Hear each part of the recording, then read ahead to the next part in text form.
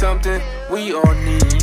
Gotta have it now if you wanna succeed. Striving, surviving, that's no doubt. Sticking together, we gon' find a way out.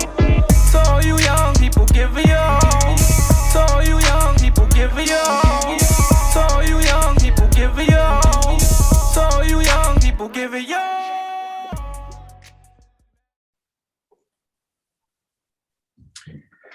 Good evening, the back community. As always, thank you for staying involved. Thank you for staying engaged. Tonight, I actually get to interview someone that I have known since they were born. So this is going to be really, really unique. And it's going to be out of mutual love and respect, because I know it flows both ways. Tonight, the back community, we have the privilege and honor of interviewing Salah Harris. Salah, man, thank you for giving me your time tonight, bro. I truly appreciate it.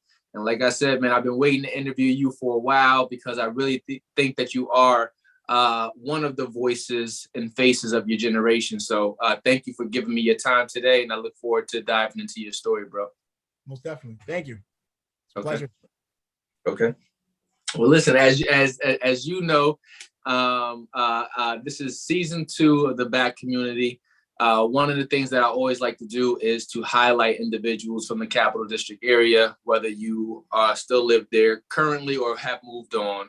But I like to focus in on individuals who are bringing about change, focusing in on change, and being a part of the change that we seek, which is why I definitely wanted to get you on. But I know who you are, which is what I said earlier, but there's some people in the Capital District area who don't know who you are, Salah. So at this time, what I'm going to do is open the floor up to you.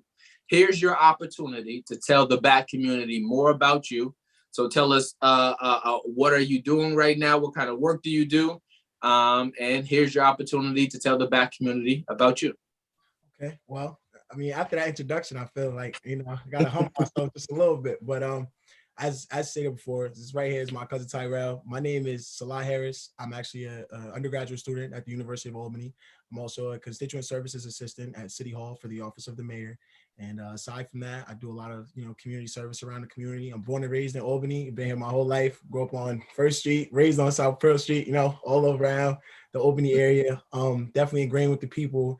A lot ingrained with the youth as well. And I just have a passion to bring better change to the community. And aside from that, to lead by example in the community and show that we can implicate these things despite the age or where we come from.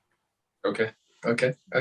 And you don't know how rewarding this is to me right now, because one, like I said, man, you the way that you are now as an adult, you've been that same way since you were a kid.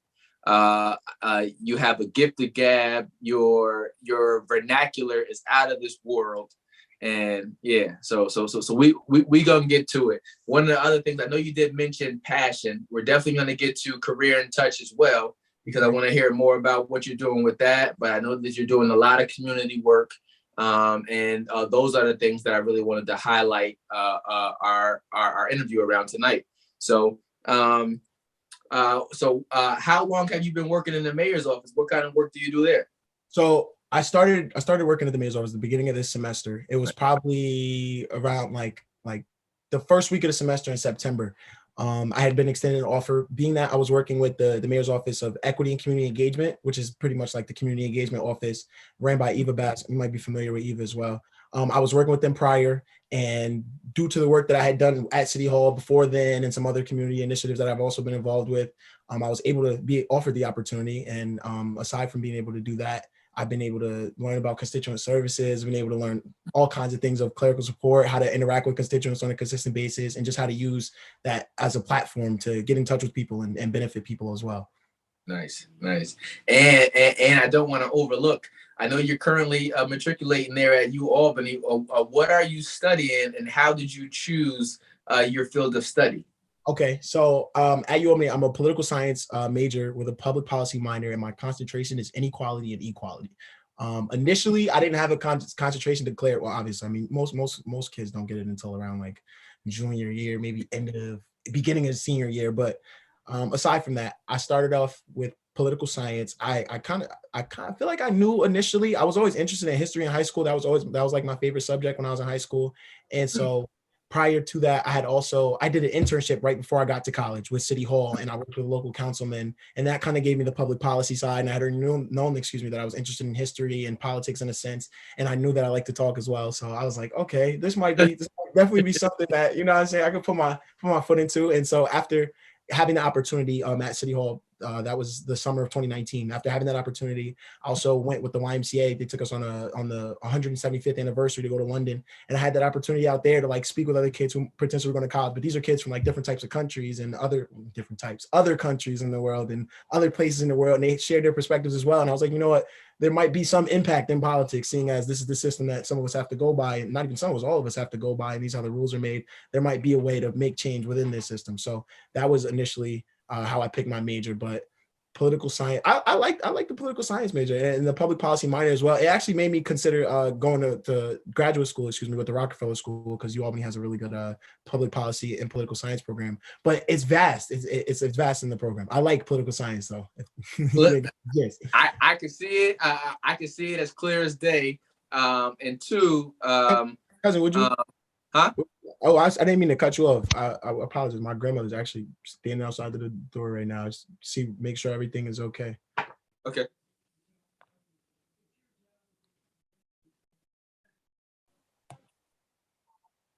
Yeah. So I was saying that I think that choosing political science or being in that field, I could see you doing it very easily because, as I said earlier, you have the gift of gab. But what I like about it more so than ever is that you're doing it from a grassroots perspective, right? So you're getting into policy and politics, but you're also hitting it from the ground level, whereas it's like, I want to touch the people. I know recently you had just reached out, you were saying what you wanted to do for Thanksgiving, and you had this desire to get out and you wanted to give out all of these meals. And I'm just like, I can relate to that passion because, when I was there in Albany, I would always do the Equinox program. So that's when you were telling me, I was just like, listen, man, why don't you just reach out here and you can do that because you have a passion for the people, which is what is going to set you apart. And one thing I always tell you is just like, Salah, take your time. Just take your time. Yeah, I mean, you got nothing but time in front of you. And you'll be fine. So I'm not surprised that you actually chose what you chose studying there at UAlbany. And shout out to UAlbany. I got a lot of respect for UAlbany. Respect. Shout out, cousin. Shout out Judo on that Equinox call out. Come on now. That's shout out you right there. That was good. That was good movement. Hey, listen, man. It's no sense of trying to reinvent the wheel if the wheel is already moving. Sometimes you just gotta get tapped into somebody just to go ahead and give you a little reminder, a little push. Mm-hmm. So, yeah. Let me see, man. Let me start hitting you with your official questions. Okay. I know you name dropped the YMCA, and shout out to the YMCA. But growing up in the Capital District area, what kinds of programs or opportunities did you take advantage of as a young man, Salah? Okay. Well, aside from the YMCA, I mean, just growing up, I mean, you probably know better than me. My mom had no games played at all. So it was any type of extracurricular program, any activity, especially anything having to do with okay, I'll give you an example. I started off with the Albany College of Pharmacy Health and Sciences program. That started like the summer of my 4th grade year. And it was really just a program for advanced like science and math thinkers at the School of Writer Choice during the time.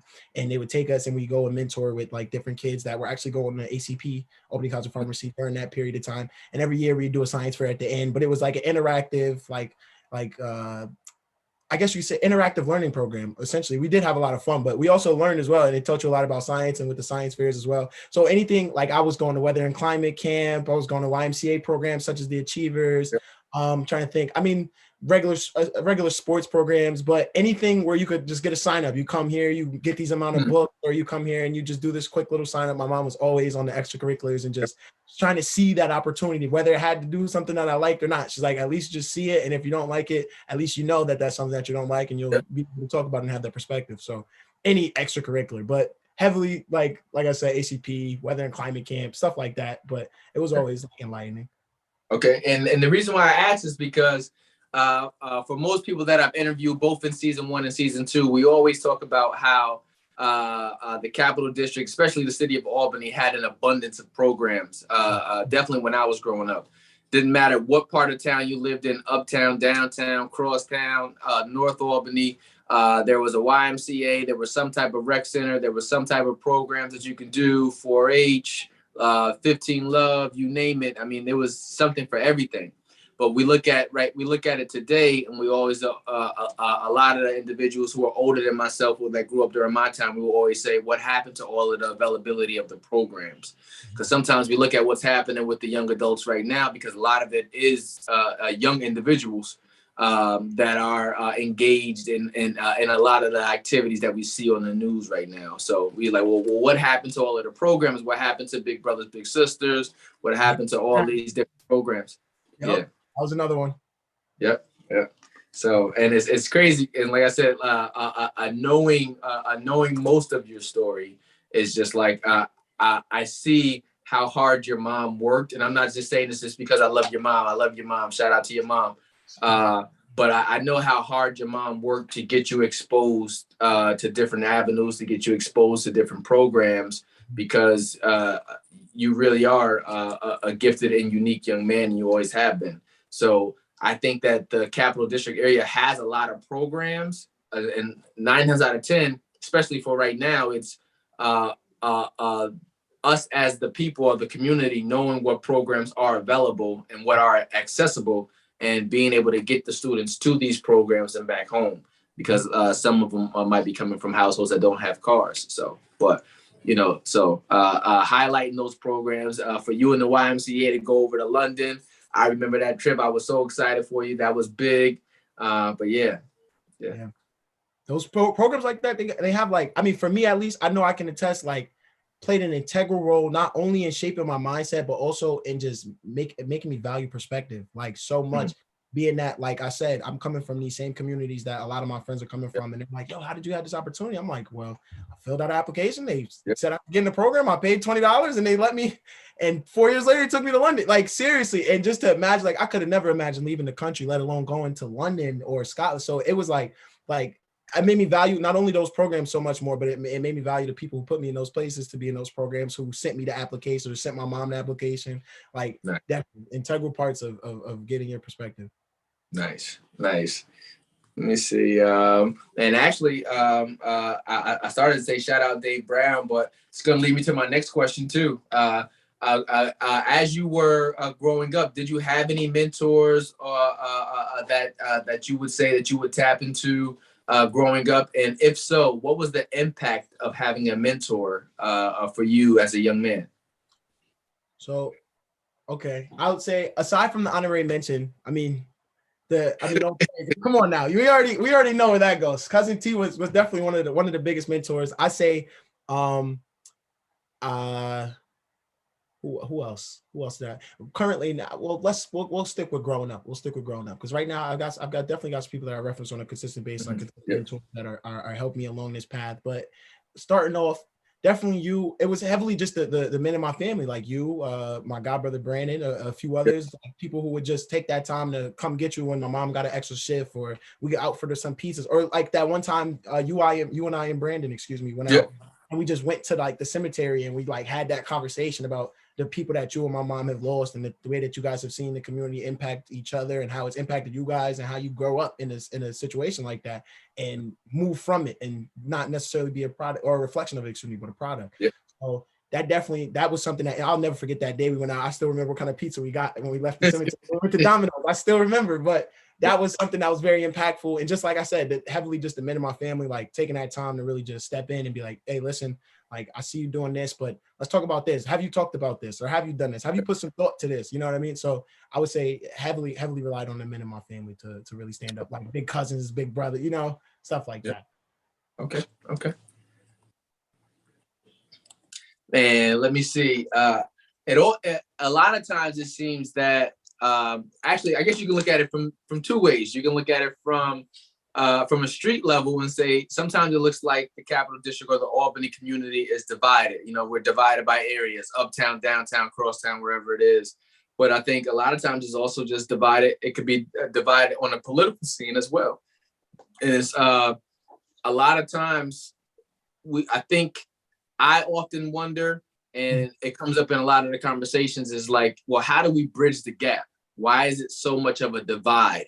What do you think keeps the community from coming together as a collective whole, Salah? If you were to go ahead and give your summary of why you think it's as divided as it is. Or do you divide it? Maybe I should have said that. I don't want to lead it the wrong way. I'd say the division is broken up because I see it in multiple facets. Like I definitely understand, you know, the political division and definitely the division amongst just people in the community in general. I'm from this part of town, y'all from this part of town. But I feel like it's also, like I was mentioning earlier, like briefly, it's that sense of value. Like I don't feel like it's a barrier from holding us back from being a collective. It's more so, like you said, that advocating for your brother, like advocating for your sister, letting them know that we have these programs, letting people know that we are here to help, not pushing people off or letting people defer to the lower department or getting people to do things and not actually following up. I feel like it's, like I said, that sense of value, like people valuing the situation that they're in their lives and valuing the people that they have around them and valuing their community. I feel like that's what brings back the collective sense. Like think about, like I can the value to like a sports team. Like when a city has a sports team and it's on their back, hey, listen, whatever's going on, we shutting down the streets. They just won. We're going crazy. Like this is it. And it's a collective feeling. Nobody's thinking about, oh, we had this going on or me and them was beefing. Man, our city just won. And it's that collective, our city. Bringing that back, I feel like it starts with bringing back that sense of value and people just valuing these situations, valuing the people around them and knowing that there are people there for them and that the city is there for them as well. I like that. Actually, it actually makes a lot of sense too. It's like we do find different commonalities to come together on. And I know traveling outside of Albany, living in Charlotte for a while, one of the guys I interviewed was Markel Brace, a heavy basketball star up there in Albany, as well as North Carolina Central. Shout out to my boy Kel. But I remember when I first went to Johnson C. Smith and Markel was at North Carolina Central, his school came over to play mine, and I didn't root for my team that day. I rooted for North Carolina Central because my friend from Albany played for that team. So, you know, it was like, I like what you said. We find different commonalities, whether it's sports, whether it's something that we can collectively win on. And, you know, and we can ride off of that. One thing we have in common is that we have a love for the city of Albany. I think I interviewed Flay. It was last season. I interviewed Flay. And one of the things that he said, shout out to Flay down there at the Arbor Hill Sports Complex. But Flay was just like, he said, Rel, one of the things that makes anybody from Albany uniquely Albany is that no matter where you go, we're always going to have this one thing in common. Whether you move out of Albany, you live in somewhere else, you still work from Albany. You know what I mean? Albany's still going to be home. And I think that, you know, that's the sentiment for me.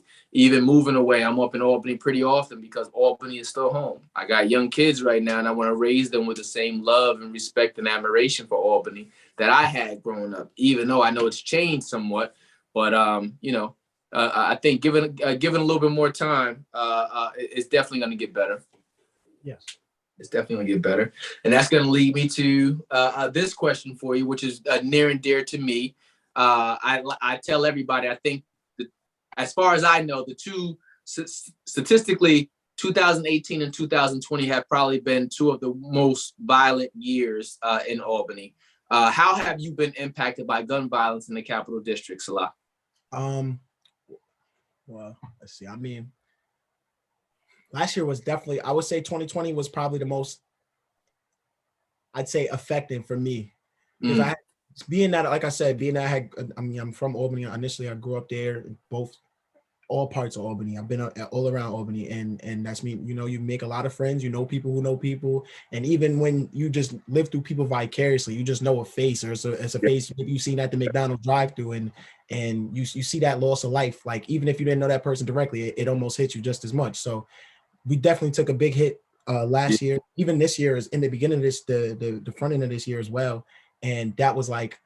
I mean, I'm turning I'm turning 20. Like I turned 20 this year. Prior to that, I was in my 18 and 19 stage. And all my life, you know, not necessarily being shielded from that, but being that I did have those opportunities to go do these extracurriculars, 9 times out of 10, I'm either focused on that or I'm envisioning something else. And I'm not in that environment where I can procreate those kind of things. So I'm seeing them from the outside. And I'm like, man, like, this is why this mission is important to me. But I mean, personally affected. I mean, I lost my father last year, unfortunately, to gun violence in Albany. I lost, you know, friends that I grew up with, kids like we was in class doing math homework together, like people you would never think, you know, in 15 plus years, and situations like that end up playing out the way they do, being that, you know, things are the way they are in our communities. And I feel like I was saying initially, it was just really eye-opening for me because, like I said, I'm now at the age where it's like, not to be pessimistic, but you know, I could lose life like in that type of situation. I'm seeing these dudes, I'm hanging out with these dudes. We could like, it could be us. It could be any one of us. We grew up together. We in the same streets. Like it doesn't have to be Chicago or wherever. It could be right here. It could be right now. And that was something that I had to like really just, like I said, it made me not only value the time that I have here, but it also made me look back and reflect like, you know what?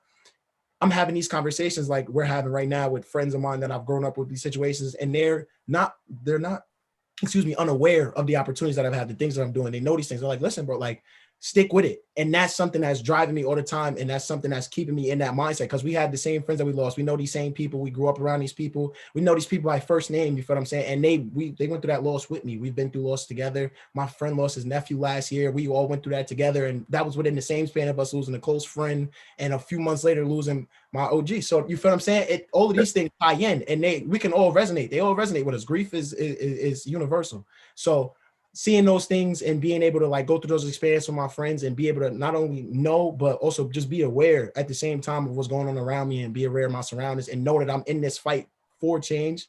That's something that helps me not necessarily cope with it, but it helps me deal with it on a day-to-day basis because grief is a lifelong process as well. Hey, it's a lot. That could not have been said any better. Grief is a lifelong process, and it affects each of us differently. Our healing mechanisms, our coping mechanisms differ. But I really like the way that you put that together. You know, I knew your dad. I said I knew your mom. Sorry for your loss. And I love. And I don't mean to be out of pocket by saying this. I love how you've been able to bounce back because that has been a significant loss. That has been a significant switch for anybody. I love to see how you've been able to get back to being you because, like I said, I already know you are a leader for your generation. You're inspirational to me. You're inspirational to so many other individuals, and to be affected by something as impactful as gun violence, I think it becomes too normalized, right? I think a lot of times we see it, we hear it, you know, it's just like, oh, it's just another thing that happened, and I often tell people it's just like, yo, you end up having post-traumatic stress without even knowing about it because it's just like. It becomes such a normal thing, but it doesn't have to be normal and it shouldn't be normal. Death should be when we get old, gray. Yes. I mean, yo, I done traveled the world. I done had 15,000 babies. Nah, don't hold me to that. But, you know, I done traveled the world. I done did all of this. And it shouldn't be as normal as young life being taken. So, you know, I'm glad to see you where you are today. I'm glad to know that, you know, your dad's strength, the strength of the friends that you have lost still are now being championed through the activities that you're doing and how you have become an advocate for the people. So keep doing that, man. Appreciate that. Yes, sir. Let me see. I got a question for you. If you could prevent a young person, I know you are still in the young bracket. Yeah, so, but you know, you still in the bracket. But if you could prevent someone your age or younger from doing something, or if you had a piece of advice that you would offer to someone your age or younger, what would it be, Salah? What is something that you would hope to prevent for another person? Well, I could, yeah, it's vast now because we could talk about the things I wouldn't want to prevent people from doing, but then I got some things I would want to pass down as well. Okay, I'll go with this. So this happens actually a lot more frequently than it doesn't. But it's usually I get out of work probably like 4 o'clock, right? And I get on the bus. This is during the semester, so this semester's over now, so it doesn't happen anymore. But when I would get out of work this semester, probably like 4 o'clock, the kids either be going to the mall. This is like right before daylight savings, so right before it started getting dark at a certain time. So kids still on the bus, going to the mall, you going with your friends to their house, whatever. And I would get on the bus after work, and I would get on, and I would see kids on the bus, like just kids sitting on the bus, like they ride with their friends. But 9 times out of 10, these kids are ages 8 to 12. So it's boys in the back, looking such as myself, we want to all sit in the back, be fun, play around, but they in the back, like, I have numerous occasions, but we'll go with 2. One, we got boys on the bus, they pointing lasers in people's eyes, and then we had another one, the little boys, the one got mad because the other ones ain't want to go to the friend house. They like, we just trying to go to the mall. He like, let's go to the friend house, and then let's go. He like, well, my mom not gonna let, you know what I'm saying? So they had their little debacle, and each time, those are only 2 instances, but each time I was able to intervene, and not off of like, hey, you guys stop doing that. Just off of, so where you guys going? And then they see me in a suit, and they're like, hey, where do you work? And I'm like, I'm probably not that much older than you guys. And then they tell me how old they are, and then they tell me what school they go to. I ask them what their favorite subject is, and it's not even like I want to put a word on what that concept is right there, but it's literally like the value of a conversation, almost in a sense, like just me being on that bus and wearing this suit, whatever preconceived notions they have about people who wear suits or people who are on the bus, they're on the bus goofing off, and I'm not the guy who's trying to stop. I'm on the bus like, hey, come on, like, really? That's funny. And then we all laugh together, like, come on, okay, you knew that wasn't funny. All right, what's your favorite subject? What sport you like to play? Oh, where y'all from? I'm from over here. I used to play basketball over there. What's your brother name? Like, you feel what I'm saying? And just once it resonates with them, they're like, can we have a business card? Can we talk to you? Like, they always ask me all kinds of crazy just questions. And it's just that impact right there, just having that conversation. Like, one of the boys from the time when they were arguing with the one little boy, that one boy, he was like, he said, yeah, my favorite subject is math. And the one boy was like, man, that's dumb. I said, what's your favorite subject? He said, science. I said, I don't know if I like science. And then they started laughing. I'm like, but you see how you made them feel? I'm like, I got to think about that. And they was probably, these ones was only like 11. They went to Hackett. And the one, he kept saying the N-word. And this is just another little, you feel what I'm saying? I'm a grown man, but come on, we're not going to condone kids. Like, uplift your brother. Y'all doing that to each other is only going to detriment your mindsets. Uplift them. I'm like, why he can't be a king?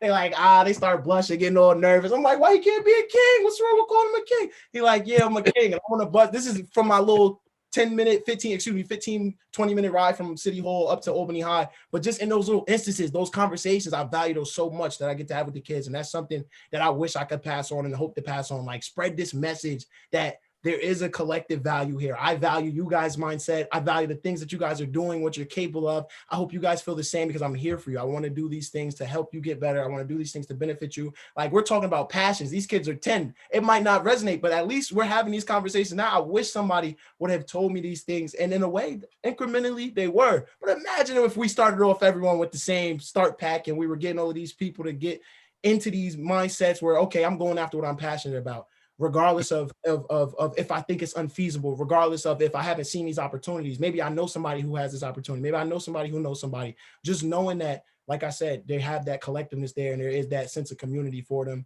Like, that's something that I value so much. So I would say that's the thing that I wish to pass on, and that I would pass on for any of the youngins. Just like, implicate that. Lead by example. Talk to your brother. Uplift your brother. Uplift your sister. Uplift yourself, and be passionate about the things that you want to go to. More of exactly what you just spoke about, Salah, honestly, because in those 2 situations you just spoke of, you were the living example. It's like, I always tell people, we learn from the successes and failures of people who look like us. So for those young adults to see you on the bus, to not come at them from a judgmental standpoint, to not be like, hey, don't do this, but to be like, hey, what are you guys doing? I always tell people, we have to learn to meet people where they are, as opposed to just, judging a person, having a thought process of where they should be. Meet people where they are. What you did or what you have been doing on those busts and those instances is just that. You're meeting people where they are. And when you do that, you have a much more enjoyable experience with them too. They get to enjoy you. And now they're not turned off by seeing a young black man that looks in a suit, be like, oh, he corny. Now it's just like, no, that's a lie. Peace, Yeah. king. You know what I mean? Peace, king. You know what I mean? Like, yo, you know, because oftentimes we end up rewarding a lot of the behaviors that we shouldn't reward until we go so far down the rabbit hole, be like, man, you know, we got misled going that way. So what you were doing, even with the thought process of saying, hey, we don't got to use this word. Why not call him a king? Peace, king. You know what I mean? And it's just like, most times as young adults, we don't have the confidence to step outside of what everybody else is doing. You know, it's a lot easier to just fit in and to fill in what everybody else is doing. And most of us want to be accepted. But as we start to teach that, what you just did to those young adults, which is confidence, as we teach that confidence and teach people to be themselves and be okay being themselves and being by themselves sometimes, you know what I mean, will produce better individuals that'll ultimately go on to be better members of society, that'll ultimately go on to be better change makers, you know. So shout out to you for that, man. That was dope. Appreciate it. Let me see.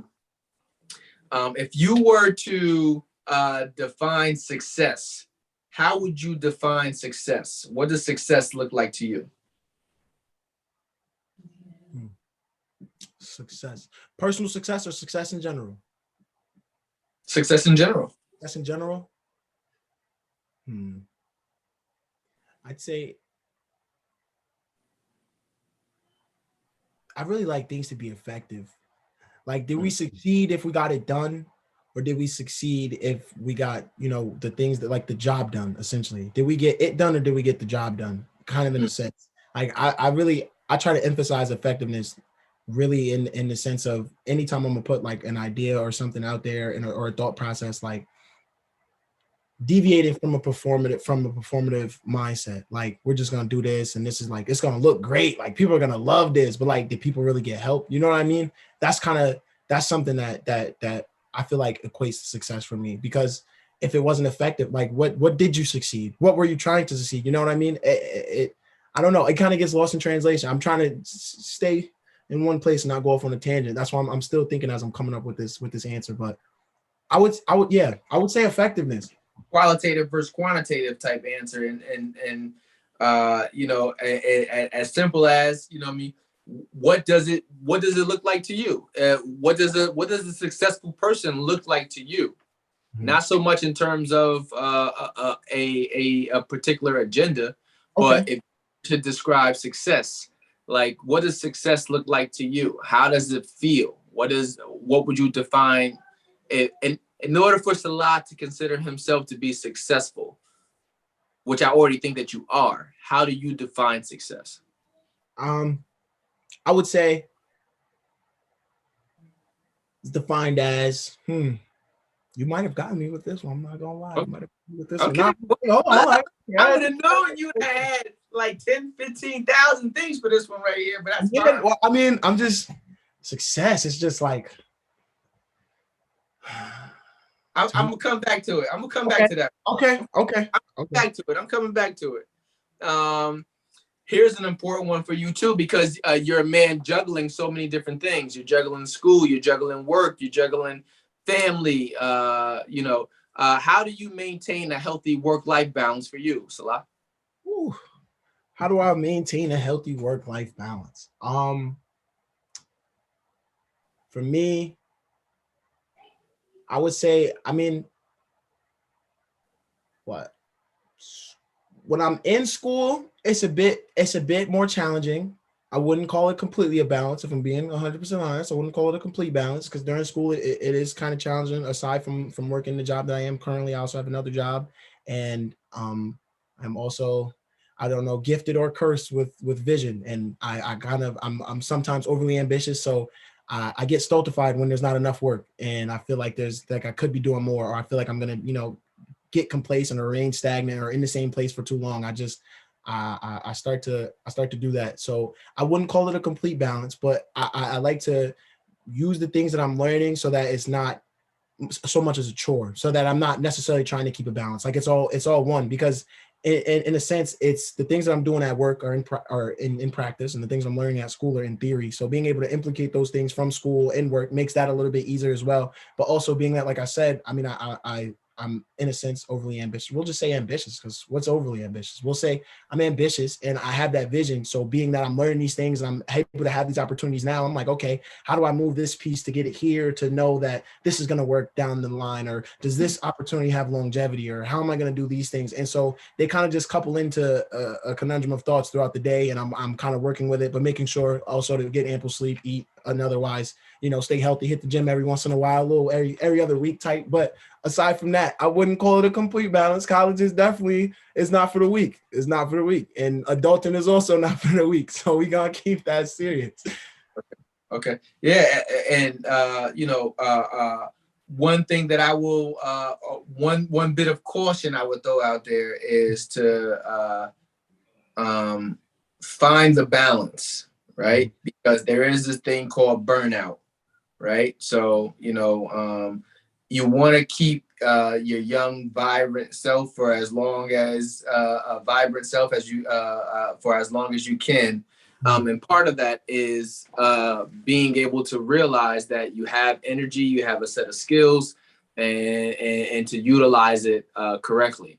You want to make sure that you don't overextend yourself, you don't get burned out, and because that's a huge part of being a young entrepreneur, a young adult, because you're figuring out so many different things in real time and trying to secure the bag, trying to secure education, trying to secure a future.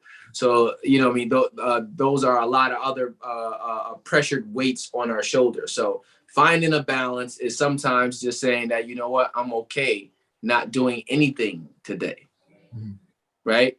I already do so many other things. Let me give myself a self-care day, right? To make sure that I'm just because it's so easy to keep moving forward. And sometimes people think that the more things that you're doing, the more things that you're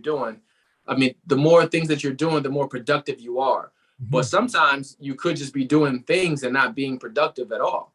So, but in that productivity, long story short, just remember to find a good a balance for you, so that way you have time to connect to Salah, his dreams, his wants, his aspirations, his fears, his concerns, and being able to deal with all that stuff in real time is what gives you a strong mental foundation to move forward and to get along with all the vicissitudes of life. So, okay. Let me see.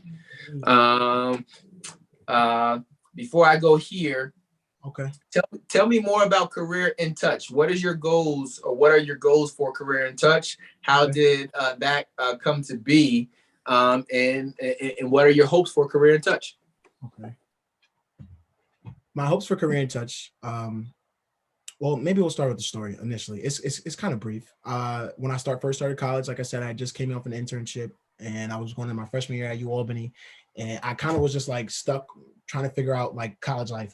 Do I want to go out and party, make friends who party? Do I want to join a frat? What do I want to do? It felt like American Pie, like a movie. It was crazy at first. You're in there, you just oh, what am I? Everything is happening at the same time and everybody's moving. But crazy thing is, everybody's thinking the same. That's what the real mindset is. Everybody's nervous. We're all anxious. We're trying to figure out where we fit in, how to dress, who to talk to, when to raise your hand.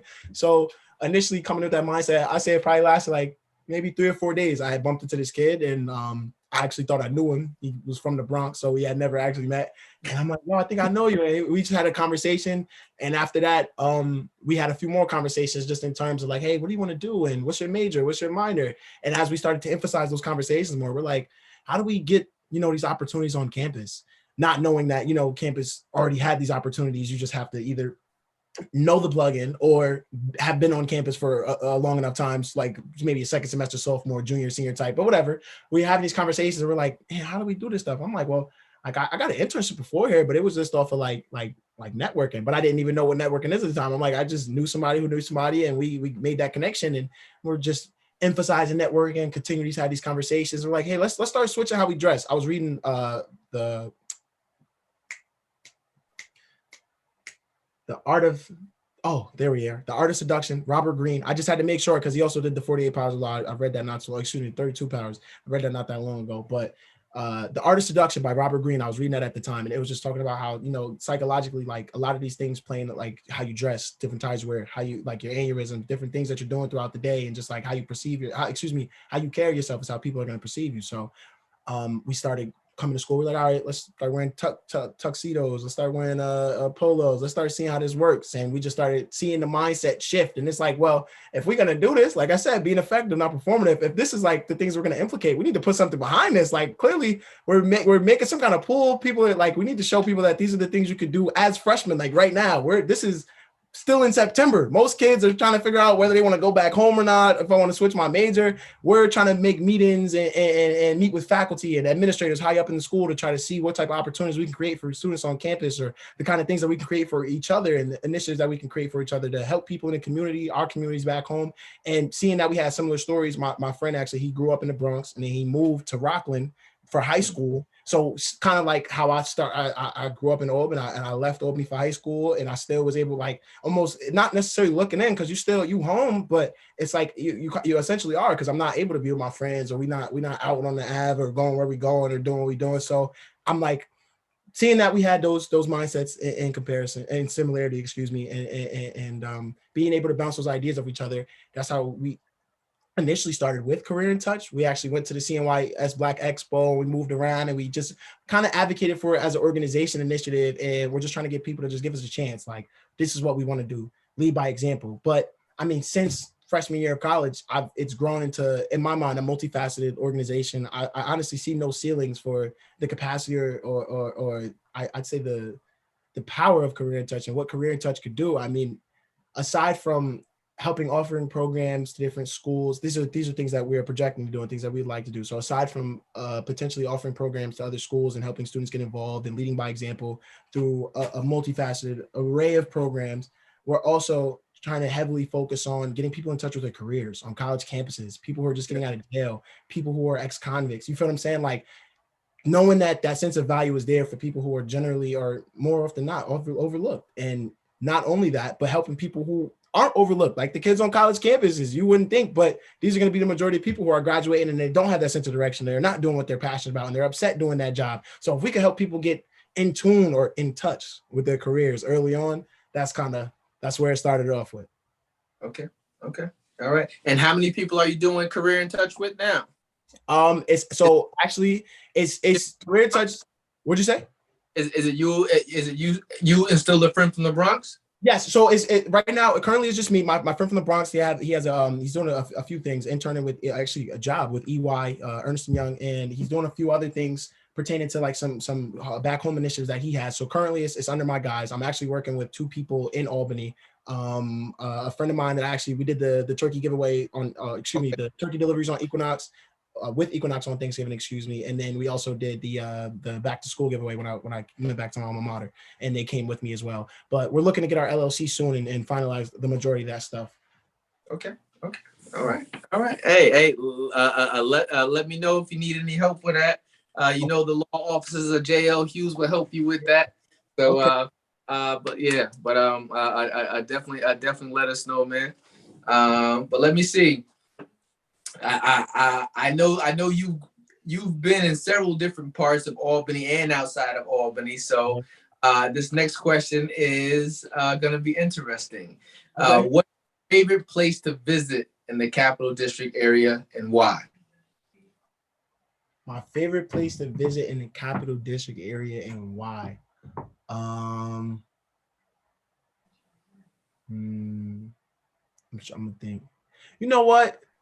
I love going down to South Pearl Street. South Pearl Street was really like Mount Hope, the beginning, like 624 right there in the beginning, right next to the basketball court right there. Like, that was so much of my childhood, like, and watching that housing development go through like changes when we had the green gate, then we did it, and they took the trash cans and moved to the side, like just all the little stuff. Every time I drive down there, I just feel like it's overwhelming nostalgia. Like, I just think about the times that I was just in that, just living in that house. It was literally just like It was just me and my mom. We was just, you know it better than anyone else. Like those are just times that I cherish so much and I value, because I was learning the most at those times and I wasn't able to be cognizant and realize that until now. I was getting prepared for those moments and taught resiliency to be able to be in the position that I am now. So I value those moments so much, and I try to remember like the different times. I had so many memories in my first house. Well, not that's probably like our second or third apartment, but I just had so many memories from South Pearl Street and just playing basketball. And so many of those dudes that I grew up with down there and rode the bus with, and ended up going to Brighter Choice with, like we're still connected to this day. And when they send me like, oh bro, good job, like I see you doing your thing, it hits so much different because these are dudes I grew up with, like really playing on the ball court, like manhunt, all this, that, and the third. And now we're like getting older and we're at a point where like we're watching each other grow. And that's like, it's overwhelming sometimes, like in a good sense, excuse me, but it's overwhelming almost, like the nostalgic feeling. It feels so good just to know that the community still, they still got love for the kid. It's good. And I also just love the place in general. It's a beautiful, I mean, to me, it still got its beauty, little basketball court, little hoop, little playground. You got Walmart down the street. Everybody you know is in distance. The lady who sell ices is in the back. You got the lady who sell ice cream up the hill. I'm telling you, it was great. It was a great time. Nice. And like I said, man, I know, what was it? Did they end up installing those bike lanes down there? They started off. They got them on like the outside of the sidewalk now. Okay. Yeah, like I said, man, Albany's got so many different different pockets of development going on. Shout out to the whole South Pearl area. Yeah. Shout out to the SD. Let me see. What about your life's path are you most proud of, Salah? I got a couple more questions for you and I'm gonna let you go. So what about your life's path are you most proud of?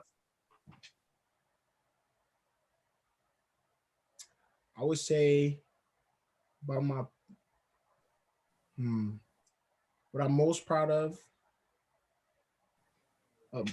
the ability to seize opportunity. But I mean that in more than just how I'm saying it. I feel like I value my path specifically because of the tools and the things I was able to learn from my mother. Like I said, I wasn't cognizant of those things at the time. Of course, you're often not. But like in growing up, like just learning that resilience, that perseverance, excuse me, the resilience, the perseverance, just learning from my mom and seeing her, work 4 jobs, still put food on the table, knowing it's just me and her, and we were just making it. And like that taught me something in so many different lanes. And aside from that, like just growing up the way I did, and because of her also, I mean, I credit a lot of that to her, but being able to seize the opportunity and have those go to those programs and have opportunities within those, and just being myself, getting other opportunities from those programs, just continuing to go through those and just using the things that I've learned to better myself and put myself in a better position each time. I feel like that's something I value about my path so far. And I also value the perspective in it. Being able to have had those opportunities, like going to a different school. I went to Catholic school briefly for a while, and just being able to gather perspectives from all different walks of life and all different kinds of people. Like it's something that has made me the person who I am. It's made me value my perspective, others' perspectives, but it's also shaped, the person I am today. Okay. I agree with that. I agree with it. And it's one of the things that there's so much diversity. What am I trying to say? You can gain so much more being inclusive as opposed to being exclusive. And it's just like, being able to take in from all these different experiences, being able to meet beautiful people from different ethnicities or backgrounds, and take all of these experiences to shape you into who you're going to uniquely be is important, because it's going to shape your worldview. It's going to shape how you see yourself. It's going to shape how you see others, and it's going to shape your want or your desire to help. So, yeah. Sure. Yeah. Let me see. Here's my second. I got one more question after this for you. This one's going to be good, because entrepreneurship is something that's really, really big, and you hear a lot of people talking about it. And I always tell people all the time, right now, there's 2 big things in the Black community a lot of times that we're talking about, more so than what we've ever talked about it in the past. We're talking about therapy, right? Mm-hmm. And talking about financial literacy, right? And one of the things that comes up in financial literacy is the desire, the hopes for people to go ahead and be successful entrepreneurs. Do you believe that entrepreneurship should be taught in high schools? Why or why not? Entrepreneurship. I'd say yes. I feel like it could be valuable for people who don't necessarily want to go to college, or people who don't necessarily want to go to trade school, or if you just haven't found your passion yet, knowing that you have like fully teaching on entrepreneurship, like all the different, facets of entrepreneurship, the different things you can do, how you could like partner with other people. You can be a political entrepreneur. Like being an entrepreneur has so many different lanes. Like completely teaching on that, I feel like that would definitely be beneficial, considering, like I said, people who don't want to go to college or actual trade school, knowing that you have the opportunity to take something that you're passionate about or something that you're good at and not necessarily market it, make it your own and do it in your own way. I feel like that's very beneficial, and that could also lead them to getting into other opportunities. I feel like there should be more classes. I mean, aside from entrepreneurship, there should be classes on taxes, student loans, how to do a FAFSA. Like you need to know that you should be able to know these things, because I mean, you don't think about it when you're a freshman and your mom's helping you, but when you're a junior, she's not gonna want to help you. Like boy, you should have learned this, like for real. So I feel like seriously though, in school, I feel like those types of things like taxes, how to do your financial aid, how to apply for a job, how to do a resume, how to fill out a cover letter. And they do these like scattered out amongst, other types of curriculums. And it's like, you get that unit every once in a while, but I'm talking like strictly on this. This is what we're doing. We're trying to career build. We're trying to teach you guys how to get your career, whether or not it's listed on a job site or if you have to create the job site. I feel like that's the time that those are the times that we're living in now. People are like becoming, we got all the social media influencers. We got people on their own platforms, creating their own routes and lanes. And essentially they're calling themselves entrepreneurs. They're coming up with their own businesses. They're marketing themselves. They are the business at that point. So what better to teach than something so versatile. Yes, yeah. I would agree. Okay. Yeah. And the reason why is just be like, because as you mentioned, some people might not want to go the traditional, a college route. Some people might not want to go to trade school, but I think one thing that we all uniquely have in common is that we all want to be successful, and that the word success obviously has different meaning for different people. But most people want to be successful. They want to be comfortable with what it is that they're doing. They want to feel that they're making a contribution to whatever field of interest that they want to be in, right? And entrepreneurship is one of those ways to get there. You also mentioned something that's really, really becoming a big topic, even so much that they're trying to make congressional pushes for it. But student loan debt, out of this world.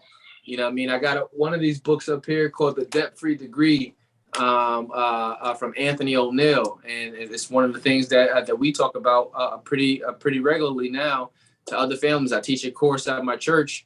I teach Financial Peace University at my church, which is a Dave Ramsey class, but teaching people how to get out of debt. And one of the new aspects is realizing that going to school, going to school is a choice, it's a privilege, and it's not something that everyone doesn't have access to. But it has become a huge burden for a lot of people too, at the end of a 4-year of matriculation out of school, or whether you choose to go on and get your master's, your JD, whatever it is. So we have a huge part of the United States, or society as a whole, I should say, is walking around in student loan debt, and people are trying to figure out how do I make a life for myself when I got to pay back tons of money. So one of the things that we teach through Financial Peace University, as well as with the tools that I learned through Anthony O'Neill's Debt-Free Degree, is that there are cheaper options for us to go to school, as opposed to like some of us just have these schools in mind. I want to go to Howard. I want to go to MIT, wherever it is. We have these thoughts in mind of places that we want to go that may not be offering us any money to go. But then there's other places. There's community colleges where you can go and get your first 2 years done absolutely free, especially in a state like New York. Yep. You can get those done absolutely free.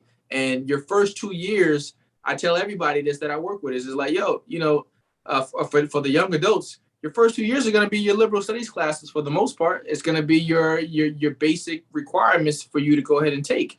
So you take that at it for free and then transfer over to the 4-year school that you want to get your degree from, and then go ahead and pay for 2 years of school as opposed to 4 years of school. So kind of like re-educating ourselves on the process of going to school. Like you said, your mom's not going to want to help you with your FAFSA come junior year. That might have been something I helped you with going into second year, but it's just like part of your matriculation through school is also matriculating through your financial literacy, right? Understanding that, there's certain things that I'm going to have to make myself aware of. How do I go ahead and manage the funds that I have? How do I register or manage my check register? Most people aren't using check registers anymore. So let's say, am I looking at mint.com? Am I looking at every dollar? What am I using to watch my money? I didn't know how to budget early on. So those types of skills are what should be coached and taught to the younger generation. What do you call you guys? The Gen Zers. And to my generation, because we didn't have it. But I think that our access has grown to those opportunities. And I think that the more that we talk about them, the more we'll have people prepared to go to school and not walk away with a ton of debt as soon as they graduate. But true. Yeah. Sorry, I see. I had so much to say about that. I think I talked about it with a gentleman who's running for Congress there, Rostislav, before, just talking about getting rid of the student loan debt. So when you just mentioned the FAFSA and student loan debt, I was like, oh, wait a minute, let me go here with you. Sorry. Now. All right, now. We could take it there. Nah, I was just playing. My last question for you, I said I was coming back to it, Salah.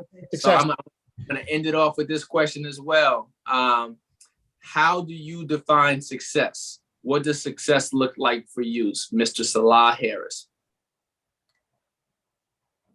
Success for me looks like, I don't know if you're gonna like this because it's concise. Success to me looks like setting an example.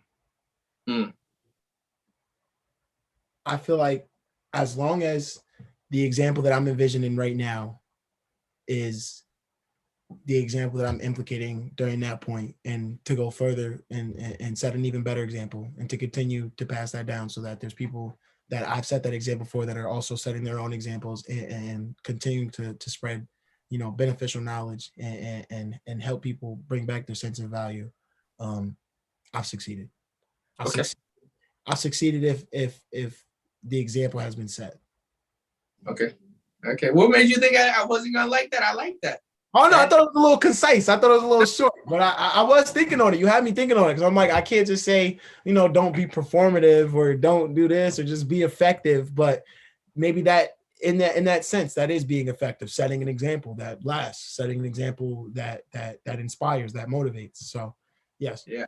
I think I read somewhere before how it's easy for us as individuals to create success for ourselves. Mm-hmm.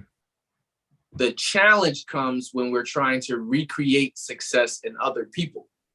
So what you just said was just that. You feeling successful is when you're able to help create success for other people.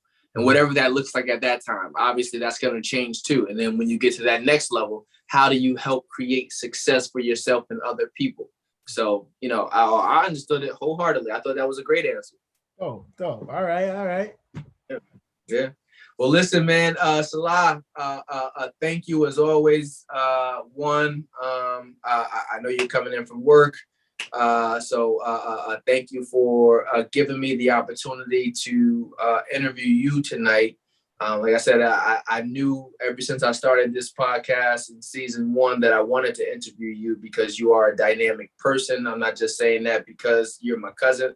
I'm saying that because if I didn't know you, I would tell other young adults your age that, this is an example of what you could be doing. And I say that because I mean it. Keep doing what you're doing. Remember to give yourself grace as you continue to grow. You'll make mistakes, you'll have successes, but stay the course and stay balanced. Keep a good team around you that'll help to keep you in check in times where you need somebody to help bring you back. That has been part of my own success. You know, I trust the people that I keep around me. If I can't trust you to tell me something honest, true, and good that's going to help, you know, I don't really need you around me like that. So keep your circle tight, and, you know what I mean, wherever you desire to be, or when it's all said and done, I have no doubt that you will meet and exceed any and all of those things that you want for yourself. So the back community, we have the opportunity of interviewing Salah Harris tonight. Thank you for interviewing with us, bro. As always, we wish you continued success. And thank you for allowing me to bring you on tonight. It was a pleasure speaking with the back community. It was a pleasure speaking with you as well, cuz this is great. I love the message. Let's keep going. This is amazing. Let's go. I know. There you have it, man. Salah, you have a good night, man. I'll play catch up with you later. Yes, sir. All right, cousin. Peace. Let's do it. Keep climbing up the ladder. Black lives matter. They matter. Matter. So all you young people, give me all. So all you young people, give me all. So all you young people, give me all. So all you young people, give me all. Matter, matter. Black lives matter.